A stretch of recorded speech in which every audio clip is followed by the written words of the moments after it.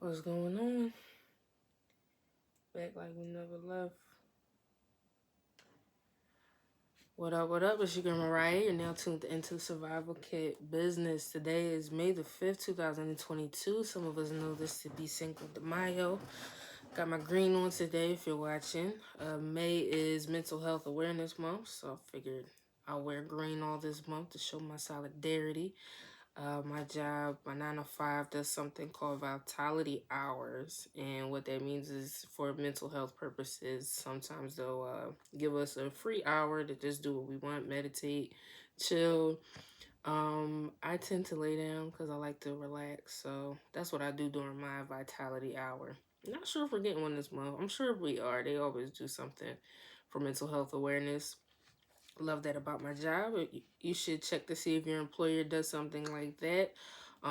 Again, not everybody wants to be an entrepreneur. Not everybody wants to be a business owner. Some of us really would just like to stay at our 9 to 5, get our pension, 401k, whatever we have set up, and get out of there, right? So for some of us, we have to, make our employment the best experience because we don't work for ourselves. So something that you should look into and that you should always look into when going from employer to employer, or if you're looking to shake up some change at your current place of employment, see if they do some mental health days, if they give you that time as PTO and things of that nature. If they don't, maybe this is a great idea for you to get involved with that and kind of set that up for your employer.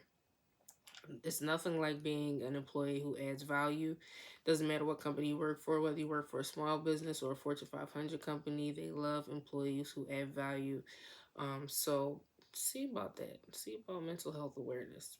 Another news of this Cinco de Mayo, I'm not a big taco person. I know that's not why we celebrate, but people in my neighborhood do. So it's not my thing. It's not my favorite food. I'm more of a pasta girl myself, but today I'll be partaking in some tequila and some tacos later, hopefully, if plans go right. So, all right, let's hop right into it. Let's hop right into the episode. Today we're talking about showing up. Showing up is very important. A lot of us tend to not show up, not because we're scared per se, but because we are perfectionists. And that's the angle that we'll be talking about today. A lot of us are perfectionists. And so showing up and just being in the moment, it takes a lot of work. It takes a lot of effort because of the fact that we're just trying to make things perfect. We're either trying to present ourselves as perfect, we're trying to present our creations as perfect. And sometimes that's just not realistic. All right, I'm having trouble with my mic today. Let's see if that's better. I like to check the sound volume, make sure we. All right, that should be good.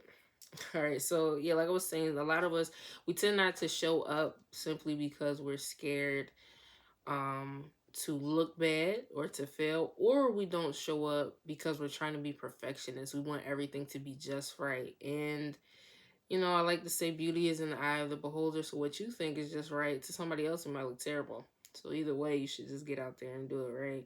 Maybe that wasn't a good way to think about it, but that's how I talk to myself. I talk to myself very, some people say it's very brash. I don't know. I encourage myself in a different way. I'm not soft on myself. Um, 'Cause I can't be soft on you, right? You gotta get thick skin when you're in business. You gotta have thick skin in business. I'm not saying be rude, but you do need thick skin. And a part of getting your thick skin is understanding that you have to have thick skin against yourself sometimes. Being a perfectionist is an enemy of yourself. It's an enemy of creativity. I just see perfectionism as an enemy.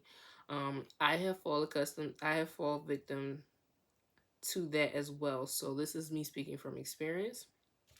It stifles the growth, it stifles creativity, and what ends up happening is you end up seeing somebody else with the same idea that you had, all because you were scared to get out there, or you were being too much of a perfectionist with your idea that somebody else more than likely had the same idea, and they weren't worrying about being perfect. They were just worrying about showing up. And so you need to be able to make sure that you can show up in your respective field or space. All right. So the quote of the day, I know I gotta give you a good quote. I was watching an Earn Your Leisure episode, and one of the guests said something that stuck out to me. It said, "You're trying to be perfect. You just need to be present." You're trying to be perfect. You just need to be present. I had a different quote for today, but when I saw them, like, yeah, let's switch it up and let's use that one. I love that quote. It's from the creators of Support Black Colleges or Support Black, yeah, HBCUs. Love that brand. I am an HBCU alumni. I went to the oldest and the coldest, Cheney University. So I absolutely love HBCU culture. So shout out to them. But yeah, they were on there talking, and one of the things that they said was just you're trying to be perfect and you just need to be present.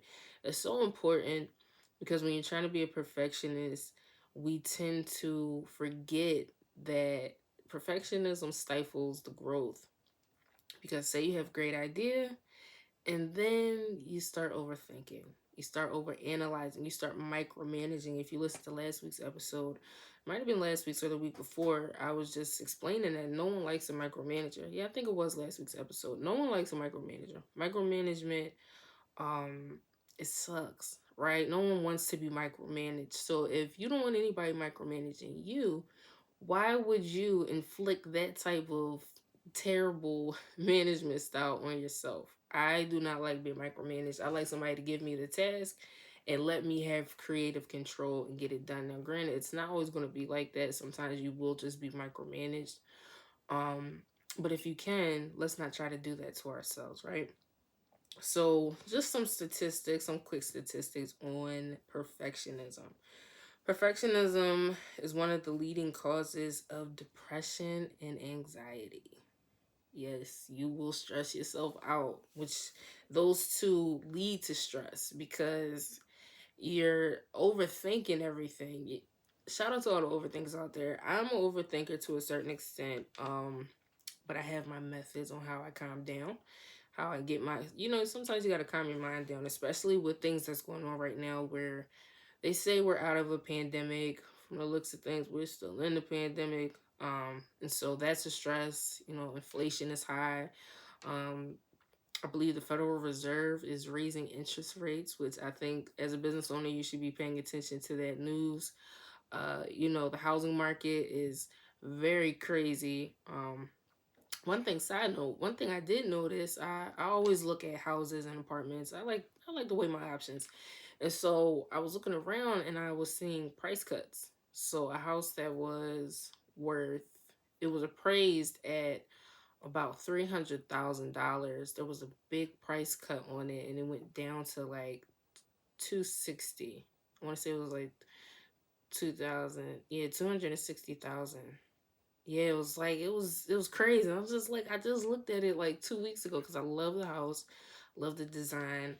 I like the way they have the basement and everything set up, and that's one of my uh one of my boundaries. What is it called? One of those one of those things. I'm not willing to negotiate. My non-negotiable. There you go. My non-negotiable with houses. It has to have a nice basement. Um, yeah, I don't know what it is about the basement and the master bathroom. There needs to be a nice basement and a good master bathroom. So I'm not saying I'm in the housing market, but I like to look. And I saw a crazy cut in that. So that's interesting because, as we all know, if you've been paying attention, the housing market has been crazy. Houses that were worth maybe 60,000 or almost 400% markups. And it's just, the housing market is wild. I was getting ready to get my little foot in the waters with real estate, and the pandemic hit. So I was trying to, open up the portfolio. And then the pandemic hit, and then I was seeing how fast everything was going. People were paying hundreds of thousands of dollars in cash above asking price. The house might not even be worth what they're offering. So, yeah, I digress. The housing market is it's always so interesting to me to see how real estate goes. But yes, things like that can be very stressful. So we're already in this bubble of stress, and I'm hoping that if it does burst, that tough times make great people. Tough times make great people. So that's my optimism. Um, but because there's so much stress going on, you want to make sure you're not adding stress to yourself, especially as a business owner. We all know the economy right now is very different. Um, So you want to make sure you're not adding to that anxiety and to that stress and that depression. A lot of us have lost loved ones during this time. Even I've lost loved ones during the pandemic. I had to take a break from podcasting and a lot of other business, things that I had going on because I was just a little, when you lose loved ones, especially during a time where you weren't able to see them because of the pandemic, so they're in the hospital, you're not able to go to the hospital. Those things can lead to a lot of anxiety and depression. So we don't want to add to that. All right. You can't add more stress to yourself. At least you shouldn't. All right. So we should try not to do that. And then another thing that perfectionism does is that it leads to procrastination. So because you don't see it happening the way you want it to be done, you just don't do anything at all. I think that's the one of the worst side effects of perfectionism because again, it stifles that growth, it stifles that creativity. That's never a good thing, especially if you are creative. You don't want to be a creative perfectionist. Now, one of the good things, um, I'll say, there's always two sides to every coin. One of the good things about perfectionism is it does make the lazy person think deeper. So if you know you're just kind of like the type of person, hey, let's just gather up the ducks and go. We don't really have time to sit and think. A little bit of perfectionism on the team will help. So if you're not the perfectionist, maybe you should have somebody on your team who has well managed perfectionism, that can just make you think a little bit deeper because the goal is to grow. And so you don't want to still be in a constant state of let's just get it out there. Um, this is my opinion, right? All of this is free opinion, free advice. So always go to your business advisors if you don't have one. This is just what I think. I think a little bit of perfectionism is okay. All right. So one of the things that I always like to do is I like to make acronyms and abbreviations for myself, things that I can remember on this journey with business. It's just easier for me to remember. And one of the things I do with making sure I'm not being the overwhelming perfectionist that I know that I can be, I believe in my 4 R's, right? So, what are the 4 R's? It's recognize, reason, relinquish, and repeat. Recognize, reason, relinquish, and repeat. All right, so what is recognize? Recognize, you gotta admit that you have a problem, right? If you don't know that you're a perfectionist, you can't stop being a perfectionist. You're just going to continue this bad cycle. It's almost like it turns into a loop of just, oh, this is a good idea, but I'm not ready because X, Y, and Z need to get done. All right, I'll get it done eventually. And then you never do it. And then you just repeat this loop over and over again. So you have to recognize that you're in this pattern of being perfectionist. And again, I don't think that's good, especially for the creative business owner. You will stunt your growth. Again, I'm speaking from experience. There's a lot of projects that I should have started, that I should have done, that I did not do simply because I was being a perfectionist. All right, so recognize you have a problem. Then you have to reason with yourself. Is it worth fixing? Is this problem something that you think is worth fixing? Because if you don't believe that this is something that you need changed about yourself, it's not going to happen, right? The change always starts with us. So it doesn't matter how many self-help books you read. It doesn't matter how many conferences you go to. It doesn't matter how many motivational speakers you listen to. It doesn't even matter how long you pray and meditate on it. If you're not willing to reason with yourself and say, okay, this is something that I need to handle, it's never going to happen. All right. The change starts with you. So you want to reason with yourself, understand that you have recognized your issue, reason that you need to change it, and then you move into relinquish. What is relinquish? Let it go. You gotta let it go. As hard as it might be, you have to just take that leap. You gotta go to that other side of what you're feeling. So if you're feeling like, no, I can't get it done, you just kind of gotta give yourself that push. Now that's where the motivational speakers should come in, and the books that you might be reading, and the meditation or prayer that you might be having. That's when that becomes encouraging, and it'll help to relinquish that desire, that need to be a perfectionist, right? You got to relinquish it. And then you got to repeat this. You got to keep going. This is an everyday process. So I know there's a myth that it takes 21 days to kill a habit. Or excuse me, it takes 21 days to create a habit. It's not true. It's a myth. Now, if you're one of those type of people who you could pick something up and it only takes you maybe 3 weeks to build a habit, I think you're superhuman. You should be a billionaire because you have cracked the code. It's just not realistic. Studies show that it takes at least 66 days, so a little over 2 months.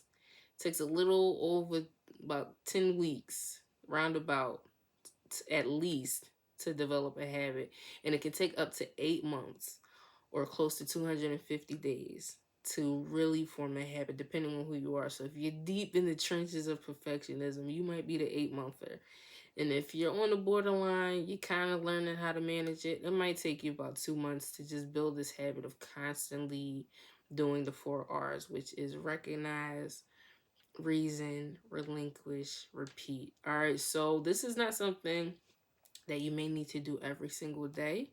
But every time you sit down to handle business, I have specified days where I sit and I do nothing but business, work on processes, work on getting systems together. I'm still learning. Some things is just time. Some things you just can't do right away because time rules everything. I still feel the same way. I've said it multiple times during this podcast. Time is more precious than money, in my opinion. That's one of the things you cannot get back. If I spend $1 today, I can do something to help me make $1 tomorrow, make $2 tomorrow, and double what I spent. Time, if I wasted this time and not recorded this episode and I was doing something else, I can't do anything about it. I have to push other things around because I'm running out of time in the day. Right, in this episode, I'm sticking to my guns. Every Thursday 6 p.m. I'm getting a podcast episode out. So if I procrastinate because it's not perfect, my setup isn't perfect. I have big visions of how this podcast should look, how it should sound, and the platforms it should be distributed on. But if I just never got started because it's not perfect, I would never get it done. Right. So you have to understand that whenever you sit down to handle business and you're being a perfectionist, think of the 4 R's. Recognize, okay, I'm doing it again. Reason with yourself. All right, why am I doing it? What's going on? What's triggering this? Relinquish, let it go. Push yourself. Call up your business partner. A lot of people call it accountability partner. Call them up. Hey, I'm doing it again. So these are things that you should be discussing. You can't do everything by yourself. That's another thing that I should have added in there. Um, you can't do things by yourself, especially when you're trying to overcome something. You gotta be able to have somebody that you can call that can be an encourager. I have business partners. I have some clients that I can call. I have my big sister. I call Rose about everything. So if I really need it, I can definitely hit up my accountability partners. I can call my little brother. He went to school for psychology, so he's good with helping me bring it all together, right? You got to have somebody in your corner that can do that. And then you want to keep repeating this cycle. Every time you sit down and do business and you feel it happening, think of the 4 R's. Don't forget Mariah taught you, all right? So, again, you want to continue to do this, even when it comes down to, I played a lot of sports.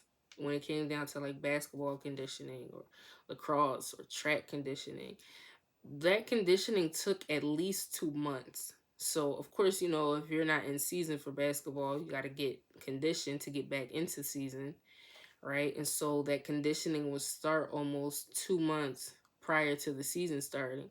Why? Because you have to build that habit. And you might have some time to, to rest your body and kind of get used to what the conditioning has done to your body. And then you start, right? So you got to condition your body. You got to give yourself time. Don't forget your 4 R's. It's going to be all good. Don't be so much of a perfectionist that you stunt your growth, all right?